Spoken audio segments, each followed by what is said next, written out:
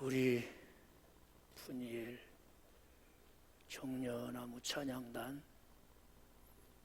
주님 사랑하는 마음으로 준비하고 또 하나님께 올려드린 찬양 하나님이 기쁘게 받으신 줄로 믿습니다. 다 함께 박수로 함께 영광을 돌리십시오.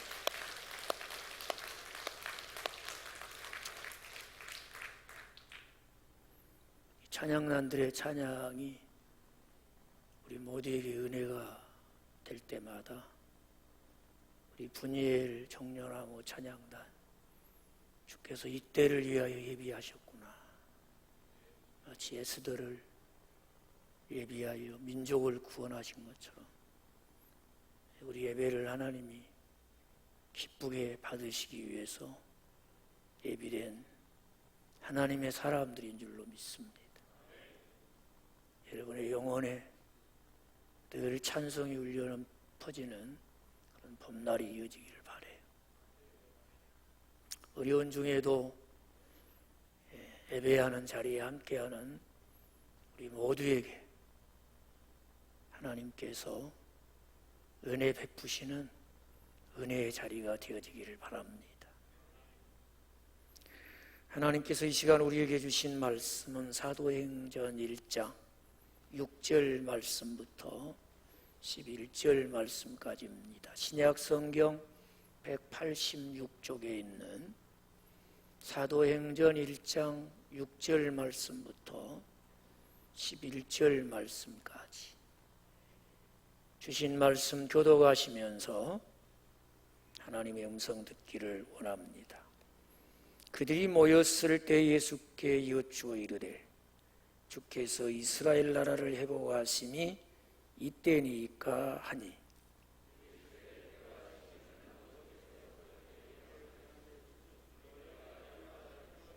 오직 성령이 너희에게 임하시면 너희가 권능을 받고 예루살렘과 온 유대와 사마리아와 땅끝까지 이르러 내 증인이 되리라 하시니라.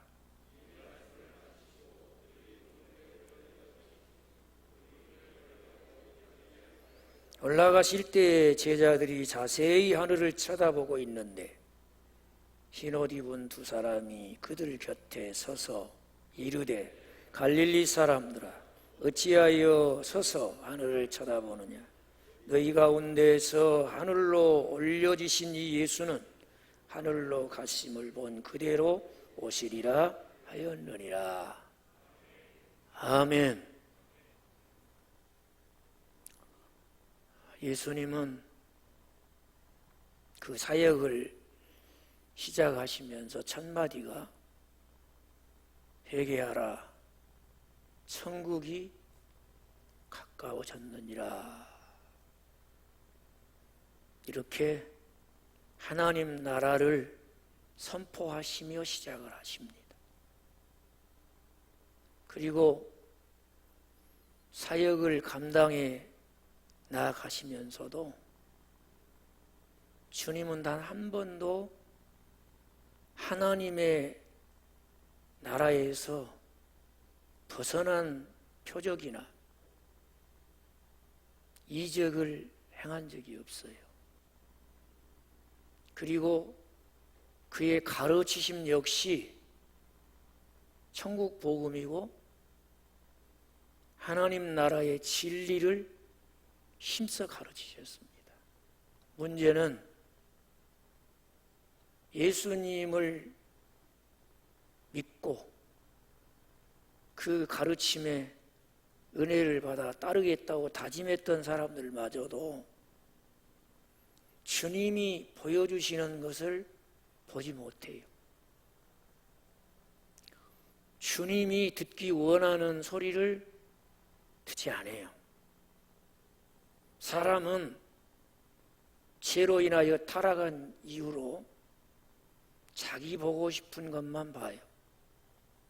고집을 부리면서 자기가 보고 싶은 것만 봅니다. 또 자기가 듣고 싶은 소리만 듣는데 너무 익숙해요. 그래서 분리하면 손해날 것 같으면 못 들었는데 안 들었어?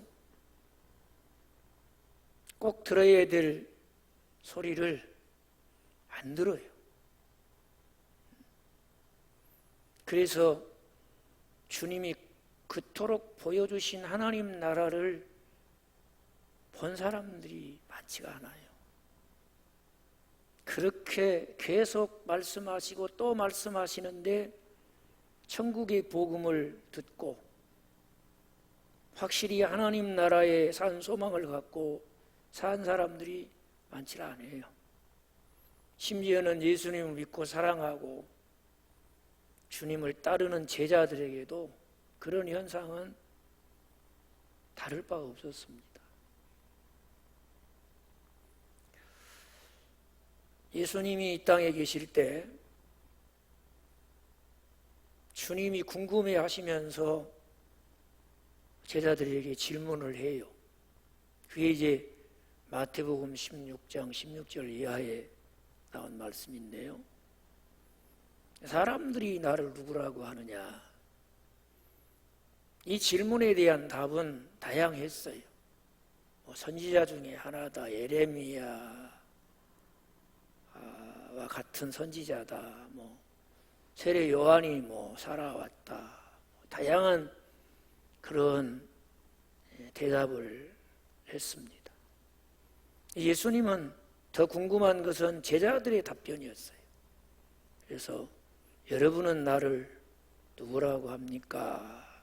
그러니까 원래 제가 늘 소개해드린 바대로 성질이 급해갖고 뭐든지 그냥 말을 해놓고 나야 직성이 풀리는 베드로가 딱 누가 말할까 싶어서 앞장서가지고 주는 그리스도시요 살아계신 하나님의 아들이십니다.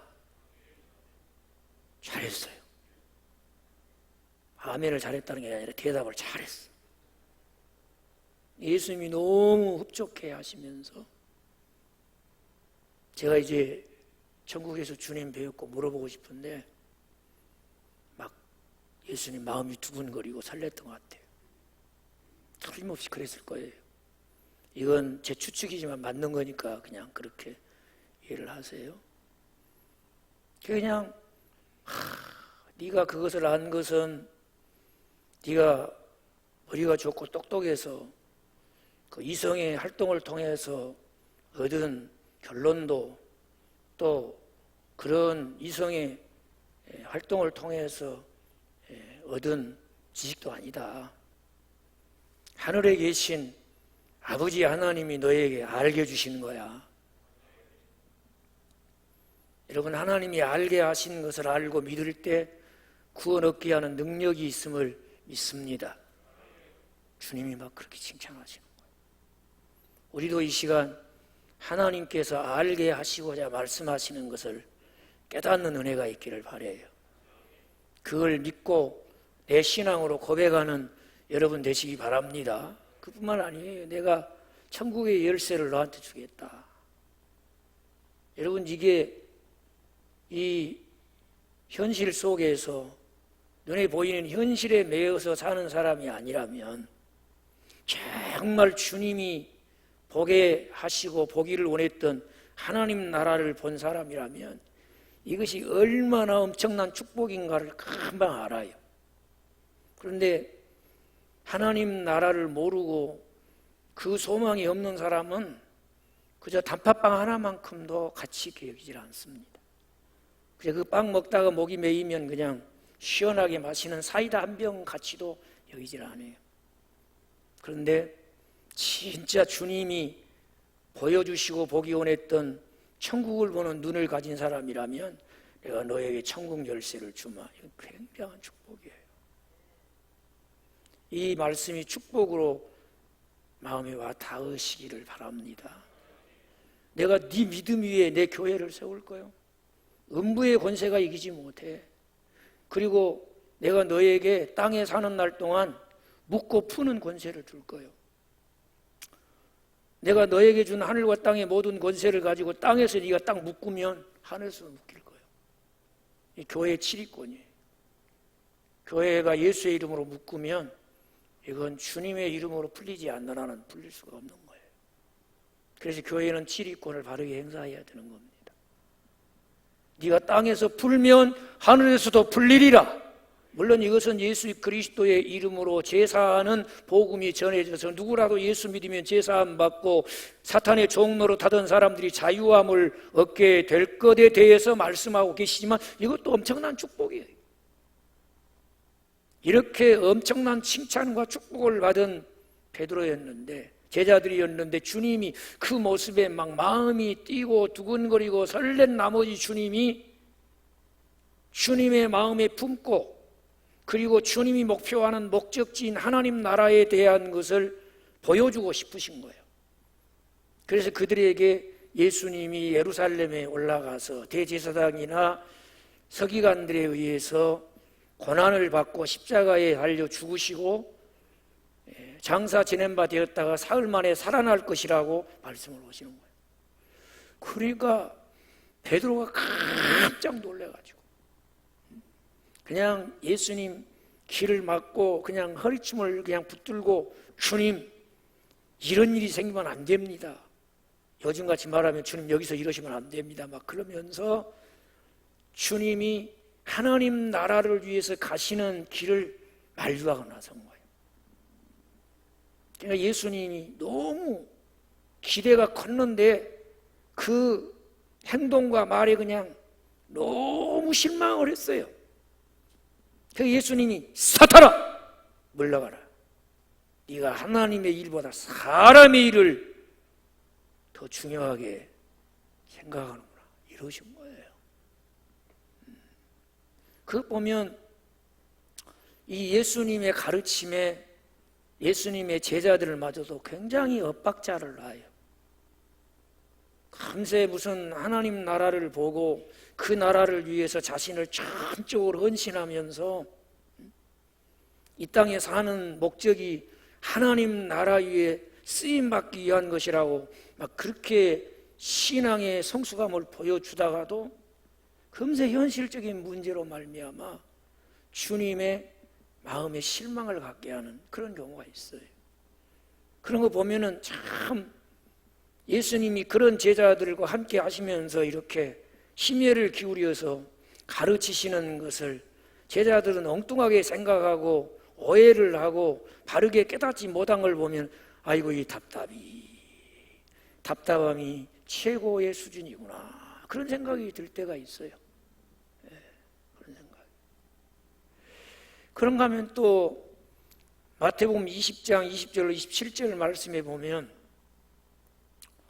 예수님이 또 이렇게 하나님 나라를 보여주고 또 하늘나라 백성이 이 땅에서 어떻게 살아가는 것이 하나님 나라 실현에 기여하고 하늘나라 백성답게 살면서 하나님의 구원과 천국의 영광을 선포하고 보여주는가, 이것에 대해서 계속해서 예수님이 시간을 투자해서 가르치셔요. 그 이제 조금 이들이 볼 것을 좀 주님이 원하는 것을 보는 것 같다, 주님이 원하는 것을 듣고 깨닫고 좀 살아내려고 결단하고 의지적으로 노력하는 것 같다, 이런 믿음이 생기니까 예수님이 세 번째 이제 예루살렘에 올라가서 십자가에 달려 죽으시고 장사 지낸 바 되었다가 사흘 만에 다시 살아날 것을 세 번째 다시 반복해서 말씀을 하신 거예요. 그런데 이때에 그 예수님을 따르는 제자들 가운데 두 아들이 예수님 제자가 되어 있는 엄마가 있었어요. 이때부터 자식을 위해서 엄마의 치마에서 나오는 치맛바람이 시작이 됐구나는 그 근원을 볼 수 있는 이 요한의 어머니가 말이죠, 야고보와 요한의 어머니가 예수님을 찾아와요. 그래서 아무래도 누가 더 큰 자가 될 것인가 서로 보이지 않는 그런 경쟁의식을 갖고 주님을 따르는 그 분위기를 딱 읽고는 이때의 엄마로서 자식들을 위해서 뭔가 좀 힘이 돼야지 하고 예수님 찾아와가지고 주님 나라가 세워지면 우리 두 아들 하나는 우편에 하나는 좌편에 앉게 해주세요. 이렇게 청을 하는 거예요. 그러면 사극을 보면 알다시피 우편은 어디예요? 우정승이 되게 해달라는 거예요. 아니, 좌편은 좌정승이 돼. 그러면 형제가 다 해먹겠다는 거 아니에요. 그냥 예수님 찾아와서 주님이 꿈꾸시고 주님이 원하는 나라를 세우시면 주님 그냥 보지도 말고 듣지도 마시고 그냥 한 아들은 우편에 한 아들은 좌편에 세워주세요. 그러면 그 나라 세우는 일은 주님이 하시고 그 다음에 우편에서 좌편에서 싣고는 누가 지겠다고요? 우리 아들들이 지게 해주세요. 그랬더니 또 그 말을 듣고 있는 제자들이 서로 막 분이 나가지고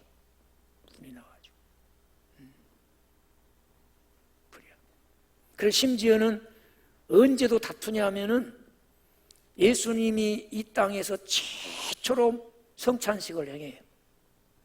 여러분은 최후 만찬이라고 그러는데 저는 그걸 바꾸어서 처음 성찬식이라고 소개하고 싶어요. 그러지 않습니까? 그래서 6월절 음식 먹는 예식을 끝내시고 자신의 몸을 주시고 자신의 피를 주시는 이 최초의 성찬식에서도 누가 큰가 이 헤게모니 싸움을 하고 보이지 않는 삿발 싸움을 하고 있는 거예요. 그럼 여러분 생각해 보세요. 예수님은 지금 예루살렘에 가셔서 예수 믿는 자들에게 영원한 생명의 떡이 되기 위해서 자신의 몸을 찢어 주시겠다고 하시는데 예수 믿는 자들에게 영원히 목마르지 않게 하시기 위해서 만백성을 그 죄에서 대속할 그 피를 흘려 마시게 하겠다고 하는 이 자리에서도 누가 큰가 이 싸움을 하는 거예요. 이쯤 되면 예수님 마음이 어땠을까요? 이렇게 속썩이는 자식 둘만 있으면 문드러지네, 그죠? 속이 썩어 문드러질 거야 아마. 제가 모르기는 몰라도 예수님 속도 거의 비슷하셨을 것 같아요. 비슷하셨을 것 같아요. 우리 어머니도 보니까 9을 낳아서 키우셔서 그러는지 돌아가실 때는 속이 텅 비어 있더라고. 뭐가 없는 것 같아. 그냥 껍데기만 남아있는 것 같은, 껍데기만 사랑 같다는 그런 안타까운 마음이 들더라고. 아마 예수님도 그 못지 않으셨을 것 같아요. 그뿐만 아니에요. 예수님이 십자가를 이제 목전에 두시고 겟세마네 동산에서 뭐 하셨어요? 기도하시는 거예요. 그러면서 제자들이 부탁해. 내가 한 25m, 30m 떨어진 저기 가서 기도하는 동안에 여러분들 여기서 나와 함께 깨어 기도하세요. 그리고 가서 기도해. 그때 예수님의 모습은 아버지, 할 수 있으면 이 잔이 내게서 옮겨지게 해주세요. 그때에 하나님의 아들로서의 연약함이 아니라 인류를 구원하기 위해서 세상죄를 담당하신 구주 예수님의 그 연약한 모습을 고스란히 보이십니다. 그러면서 이마에 땀방울이 핏방울이 되도록 기도를 하셔. 그리고 잠시 기도를 멈추고 와서 봤더니 제자들이 뭐하고 있어요? 다 쓰러져 있어. 잠들어 있는 거예요. 안타까운 마음으로. 너희가 나와 함께 한시 동안도 깨어 기도할 수 없더냐. 너무 안타까운 거예요. 지금 주님은 하나님의 나라를 온전히 이루시기 위해서 그 십자가를 목전에 두고 이렇게 기도하시는데 시험에 들지 않도록 기도하라고 당부를 하셨건만 자고 있는 거예요. 주님이 그들의 연약함을 아시고 너희가 마음은 온유로되 육신이 연약하구나. 그렇게 주님이 그들을 긍휼히 여기시는 그런 마음을 보여주셨는데 또 그 말씀은 어찌 그렇게 잘 알아듣는지. 그래서 그 말씀 하신 지가 2000년이 지났는데 지금도 뭐 좀 주님과 함께 깨어서 주님의 뜻을 위해서 기도하라고 그러면 그저 못하면 그래요. 마음은 온이로되 그 다음 다 해본 갈록이 있어서 해봐요. 확실하게 아는 것처럼 하지 말고 마음은 온이로되 그건 주님이 우리를 동정해서 하시는 말씀이요. 우리가 주님의 부탁을 들어주지 못한 것을 정당화하거나 그것이 그럴듯한 빌미가 되고 이유가 돼서는 안 된단 말이죠. 주여 육신이 연약하여 시험 들지 않도록 깨어 기도하게 하여 주시옵소서. 그리고 지금은 깨어 기도해야 될 때인 줄로 믿습니다. 근데 기도를 할 때 기도는 않고 그렇게 꾸벅꾸벅 졸고 자고 그러더니만은 예수님을 잡으러 온 무리들이 마치 흉악범 잡으러 오는 것처럼 칼과 노끈과 망치를 들고 막 온 거예요. 예수님께서 너희들이 찾아 잡으러 온 자가 누구냐 그러면서 자신을 가르쳐 잡으라고 그러고 그 제자들은 그냥 놔두라고 그러는데 그 시간에 그냥 자기가 가지고 있는 칼로 그냥 잡으러 온 사람이 그냥 귀를 그냥 잘라버린 사람이 있어요. 누구예요? 베드로. 우리가 기도해야 될 때 기도 안 하면 꼭 하지 말아야 되는 행동을 해요. 더군다나 하나님 나라를 이루는데 기도하지 않고 하나님 나라를 세우는데 함께 하겠다 그러면 꼭 방해가 되는 경우가 있어요. 그래서 하나님 나라는 우리의 열정이나 우리의 재능만큼이 아니라 기도하는 만큼 쓰임받는 줄로 믿습니다. 기도하라 할 때 기도하지 않으면 하지 말아야 될 짓을 해. 예수님이 그 말고의 길을 붙여주시면서 베드로에게 검을 집에 꽂아라. 칼집에 넣어. 검을 쓰는 자는 검으로 망한다. 내가 너희로 보게 했던 하나님의 나라는 그런 검으로 이루어지는 나라가 아니요. 그런 무력이나 그런 폭력으로 이루어질 수 있는 나라가 아니요. 그러면서 예수님이 그 칼집에다 꽂으라고 그렇게 하신 걸 봐요. 이걸 보면은 역시 주님은 하나님의 나라를 향해서 그 나라를 온전히 이루시기 위해서 가시는 그 길에도 잘 몰라요. 몰라. 물론 이제 예수님이 십자가에 달려 돌아가실 때는 적어도 그렇게 예수님이 하나님이 그 백성을 구원하기 위해서 보내신 메시아다 이런 확신을 갖고 신앙을 고백했고 따라다녔어요. 그래서 이제 예수님이 정치적으로 경제적으로 또 사회적으로 우리를 완전히 구원하여 새로운 세상을 만들어서 살게 해주실 것이다 이렇게 기대를 하고 그냥 지금 우리나라를 침략해서 이렇게 압제하고 있는 로마의 군대를 그냥 빗자루로 쓰레기 쓰듯이 확 쓸어버리시고 우리를 로마로부터 정치적인 자유를 얻게 하고 이렇게 로마로부터 착취를 당하면서 궁핍한 삶을 살던 우리가 이제 경제적으로도 풍요로워지고 넉넉해지게 해주고 사회적으로도 이렇게 억압이 없고 평안을 누리며 그렇게 살아가는 세상을 만들어 줄 것이다 이렇게 기대를 하고 따라다녔더만은 예수님 십자가에 딱 죽어버리고 마는 거예요. 그러니 얼마나 실망이 커요. 그때에 자기들의 기대가 완전히 무너지고 그로 인해 실망했던 사람들의 모습이 우리에게는 전혀 없을까요? 그러네. 우리도 역시 내가 보고 싶은 것만 보고 내가 듣고 싶은 말만 듣고 신앙생활 하다 보면 주님이 내 욕심을 채워주고 주님이 내 소원을 이루어줄 줄로 알았는데 안 되면 우리도 실망해요. 여러분 예수 믿다 실망하는 경우가 얼마나 많아요. 실망만 합니까? 시험도 들고 시험만 듭니까? 원망하고 불평하고 그럴 줄 알았어요? 몰랐어요? 주님 나한테 그럴 수가 있어요? 참 많이 서운해요. 막 별소리 다 해요. 그러잖아요 여러분. 녹음 안 해놔서 다행이지. 그런데 하나님은요 지금 세상 도랑을 보면은 녹음 안 해놨어도 다 들으셔서 알아요. 좀 겁나시니까 아멘도 안 하시는 것 봐요. 그래도 적어도 예수님이 부활하셨잖아요. 부활하셨으면 그 예수님이 보게 하시는 걸 좀 볼 수 있어야 되는 거 아닙니까? 이제 십자가에 죽으실 때야 그렇다 하지만은 성경대로 다시 살아나셨잖아요.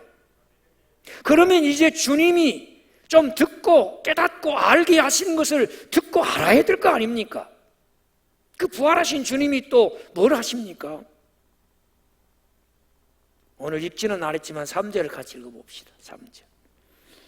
그가 고난받으신 후에 또한 그들에게 확실한 많은 증거로 친히 살아계심을 나타내사 40일 동안 그들에게 보이시며 어디에 일을 말씀하셔요? 며칠 동안 말씀하셨어요? 부활하신 주님이 40일 동안이나 그들과 함께 하시면서 하나님 나라의 일을 말씀하셨어요. 사도행전은 누가복음의 저자인 누가가 썼습니다. 그래서 누가복음과 이 사도행전 이 부분은 아주 자연스럽게 연결이 되는 그런 말씀이에요. 부활하신 예수님이 하나님 나라에 대해서 40일 동안이나 말씀을 하신 거예요.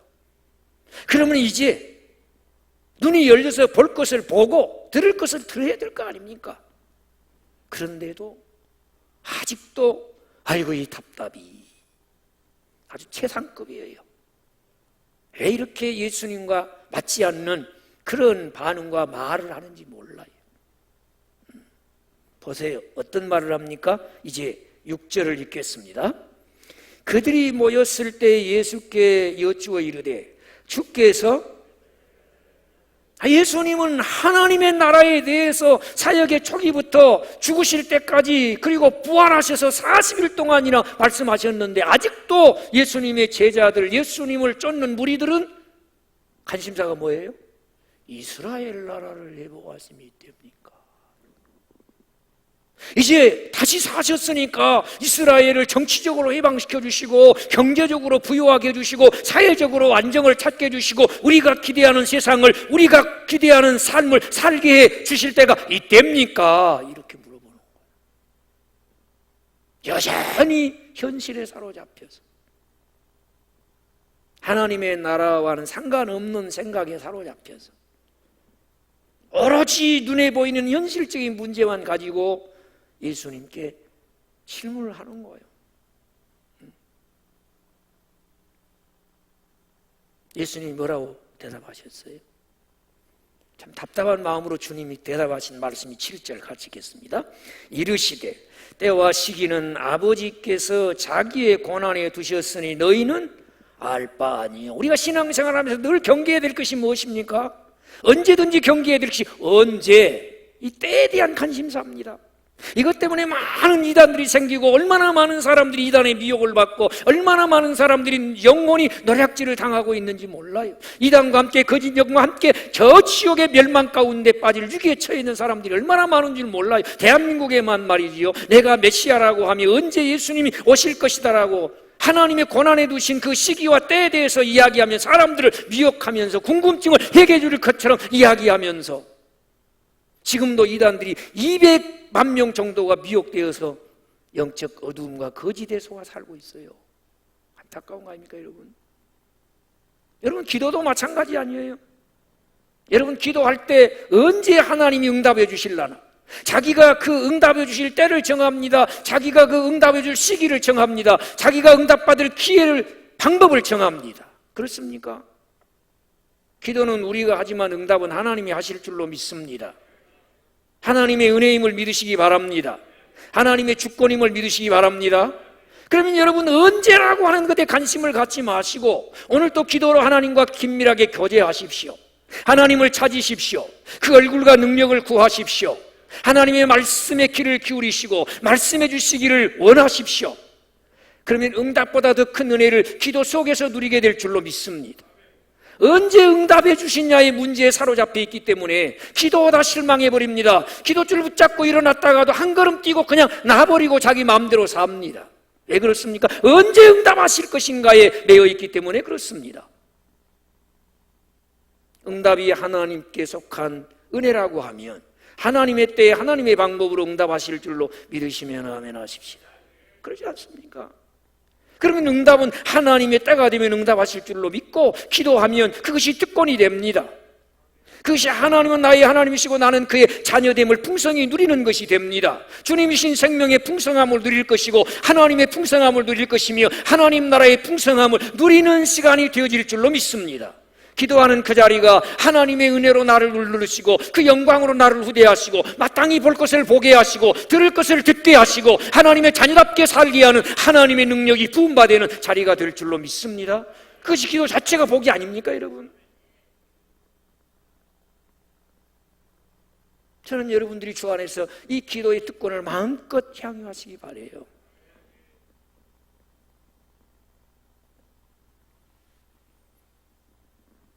여러분, 하나님께서 하나님의 나라를 완성하시고 구원받은 우리를 데려가시고 그 영원한 영광을 주실 때도 하나님의 나라니까 그 하나님의 나라가 완성되어지는 것은 누구의 주권이에요? 하나님의 주권이지요. 그래서 여러분, 그 때와 기한은 하나님의 권한이라는 것입니다. 너희 할 바 아니라는 거예요. 물론 하나님 나라와 상관없다는 말은 아닙니다. 어떤 의미에서는 이것은 우리로 하여금 네가 정말 하나님 나라 백성이 되어 하나님 나라를 소망하며 그 나라가 실현되어지기를 꿈꾸며 살고 있는 천국 백성이라면 때와 기한에 관심 갖지 말라는 거예요. 제가 늘 말씀드리지만 태어난 사람은 전부 죽음을 향해 가지 않아요? 죽음을 향해 갑니다. 왜 인생이 곤고해지고 왜 심령이 메말라집니까? 내가 언제 죽을 것인가에 관심을 갖고 살기 때문에 죽음의 두려움에서 벗어나진 못해요. 한평생 죽음의 무기를 가지고 우리를 두렵게 하는 사단에게 매여서 벌벌 떨며 종살이하는 인생을 살지 않습니까? 그러나 주님은 사망 권세 이기셨습니다. 예수님은 사망이 해할 수 없는 생명을 주셨습니다. 그 생명 가지고 사는 우리들은 죽음에 대한 두려움을 떨쳐버린 사람들이에요. 언제 죽을 것이냐는 문제가 안 돼요. 내가 어떤 사람으로 죽음을 맞이할 것이냐, 이게 중요한 것이죠. 주님 언제 오시느냐, 이건 중요한 게 아니에요. 주님 오실 때 내가 어떤 사람으로 주님을 맞이할 것인가, 이것만 우리의 관심사가 되어야 되는 거예요. 그 사람은 언제든지 예수의 생명으로 사망 권세를 이기는 삶을 살 것입니다. 그 사람은 언제든지 이미 내 마음속에 이루어진 천국을 누리며 살게 될 것입니다. 그리고 하나님 나라를 준비하는, 예비하는 지혜로운 다섯 처녀처럼 삶이, 복된 삶이 되어질 거 아니겠습니까? 때와 기한은 하나님의 주권이다. 너희 할 바 아니다. 솔직히 안다고 무슨 일이 있겠습니까, 여러분? 안다. 여러분, 사람이 언제 죽는다는 걸 아는 것이 정말 유익할까요? 그것이 그렇게 유익하고 꼭 알아야 될 일이라면 왜 하나님께서 그것을 하나님의 권한에만 두셨겠어요? 그런 관심 갖지 말고 그런 거 신경 쓰면서 살면 안 돼. 이렇게 하나님 숨겨놓은 이유가 어디 있겠어요? 그만한 이유가 있지 않겠어요? 우리는 하나님을 신뢰해야 돼. 그 정도는 신뢰합시다. 하나님이 알게 한 것은 다 나의 유익을 위해서 알게 하시는 것이고, 하나님이 그냥 감춰놓고 비밀에 붙이신 것은 다 나로 유익하게 하기 위해서 비밀에 붙이셨습니다. 하나님은 그 정도 좋으신 하나님이신 줄은 믿읍시다. 신뢰하십시다. 꼭 하나님이 몰라도 된다는 것에 알려고 관심을 갖는 사람들이 있어요. 그건 신앙생활 아닙니다, 여러분. 솔직히 말해서 알고 행할 것도 다 못하는데 꼭 그렇게 몰라야 될 것을 안다고 별나게 굴 필요가 있습니까, 여러분? 그러다가 빠지면 어디로 빠져요? 꼭 이단에 빠져요. 이단에 앉아있고 걸리마요.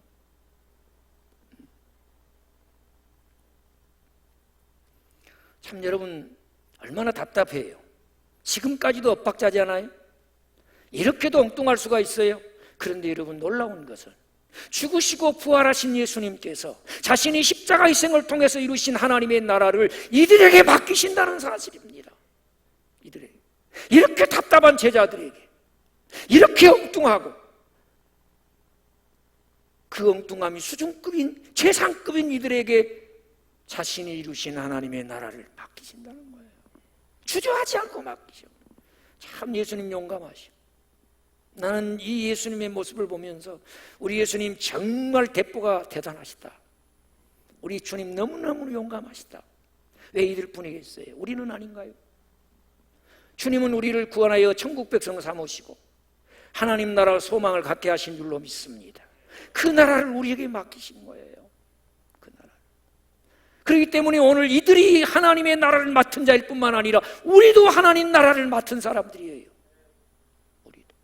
그래서 여러분, 우리는 시민권이 2개예요. 대한민국 국민으로서 이 나라의 법을 지키는 것 본이 되어야죠. 예수 믿는 사람들이.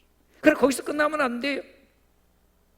하나님의 백성들이 하나님을 예배하는 천국 백성이 지켜야 될 법을 쫓아서 예배하며 우리를 예배의 자리로 부르시고 은혜 주시고 은혜와 사랑을 새롭게 하여 삶의 자리에 나아가서 그 은혜와 사랑에 바르게 응답하며 천국 백성답게 살게 하시는 놀라우신 하나님의 능력이 임하는 예배의 자리도 찾아야 돼요. 지켜야 돼요. 할렐루야. 그래야 우리가 하나님 나라 백성 아닙니까? 우리는 하나님의 나라 백성으로 살아갈 뿐만 아니라 하나님의 나라를 주님께로부터 부탁받은 사람들이에요. 도대체 뭘 보고 이렇게 용감하게 주님은 이렇게 주님과 엇박자이요 이렇게 답답하게 이를 데 없는 제자들에게 하나님 나라를 맡기셨어요? 주님이 믿는 것이 하나 있었어요. 8절 같이 읽겠습니다. 오직 성령이 너희에게 임하시면 너희가 권능을 받고 예루살렘과 온 유대와 사마리아와 땅끝까지 이르러 내 증인이 되리라 하시니라. 여기서 한 가지 질문. 우리가 소망하는 하나님의 나라, 주님이 나에게 맡겨주신 하나님의 나라는 무엇으로만 이루어집니까? 에? 우리 대전 영락교회 교인이라면 알아야 돼요. 지금 여기에서 예배드리는 여러분이라면 반드시 이 답을 해야 돼요. 여러분이 가지신 주보, 매주 여러분이 보고 예배드린 주보에 답이 있잖아요. 하나님 나라는 무엇으로 이루어져요? 전도로만 이루어져요. 믿으신가요? 전도로 이루어지는 거예요. 그런데 그 전도는 사람의 열심으로 사람의 지혜로 하는 것이 아니라 성령이 오셔서 권능을 주시면 그 성령님의 능력을 의지하고 힘있고 말하게 하심을 따라 전할 때 천하보다 귀한 영혼 구원 얻게 될 줄로 믿습니다. 그대가 하나님 나라를 맡아 하나님 나라 실현에 쓰임받는 권세 있는 천국일 뿐이에요. 믿으시기 바라요. 주님이 약속하신 성령을 받기 전에 제자들은 어떤 존재입니까? 오늘 11절에 보면 이르되 갈릴리 사람들아 그랬어요. 주님이 승천하시는데 주님과의 헤어짐이 너무 섭섭하고 그 주님이 하늘로 올려가심을 보면서 영광 중에 올려가시는 그 주님의 모습을 보면서 감당하기 어려운 복잡한 감정이 마음에 꼬이는 거예요. 정신을 잃은 것처럼 멍하니 바라보고 있는 그들은 진짜 평범한 갈릴리 촌 사람들이요 고기 잡는 어부 이상이 될 수가 없어요. 평범하다 못해 너무나도 평범한 갈릴리 사람들아. 그런데 오늘 너희가 하늘로 올려가심을 본 예수는 너희가 본 그대로 다시 오시리라. 얼마나 위로가 됐겠습니까 이들에게. 얼마나.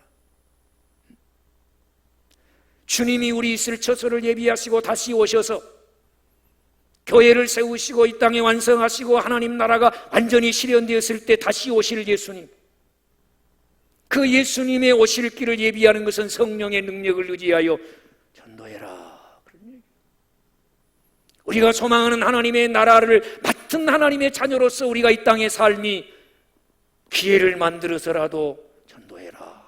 그런 얘기예요. 믿으시면 아멘. 그런 얘기하는 거예요. 지극히 평범한 사람으로 이 세상의 일생을 끝낼 것이 아니라 성령이 임하심에 평범하다 못해 아주 평범한 갈릴리 사람들이 성령의 권능을 받고 천하의 복음을 전하는, 천국 복음을 전하는 증인으로 쓰임받은 것을 믿으시기 바랍니다. 누가 오시면? 성령이 오시면 평범한 사람이 비범한 사람이 돼요. 주님이 그렇게 보기를 원했던 하나님 나라를 보게 하시고 그렇게 듣기를 원하셨던 주의 명령을 듣고 하나님 나라를 맡은 자답게 생명의 복음, 구원의 복음 담대하게 전하게 하시는 줄로 믿습니다. 이것이 하나님 나라를 맡아 그 나라의 실현에 쓰임받는 천국의 일꾼이요, 이것이 다시 오마 하신 예수 그리스도의 재림을 기다리며 주님 오실 길을 예비하는 신실한 성도의 모습입니다. 사랑하는 성도 여러분, 갈릴리 사람처럼 평범한 우리들이었지만 성령이 우리에게 오셔서 그 권능이 나의 능력이 되는 순간, 이 세상의 어떠한 장벽에도 불구하고 그분을 의지하고 그분의 능력으로 전도하여 주님 오실 길을 예비하는 주의 증인인 줄로 믿으시기 바랍니다. 우리에게 맡기신 하나님 나라 실현에 귀하는 권세 있는 천국 일꾼임을 확신하시기 바랍니다. 그렇게 쓰임받는, 그래서 주의 나라 영광에 이를 때 주님을 반가이 맞이할 수 있는 복된 성도들이 되시기를 주의 이름으로 축복합니다. 기도하겠습니다.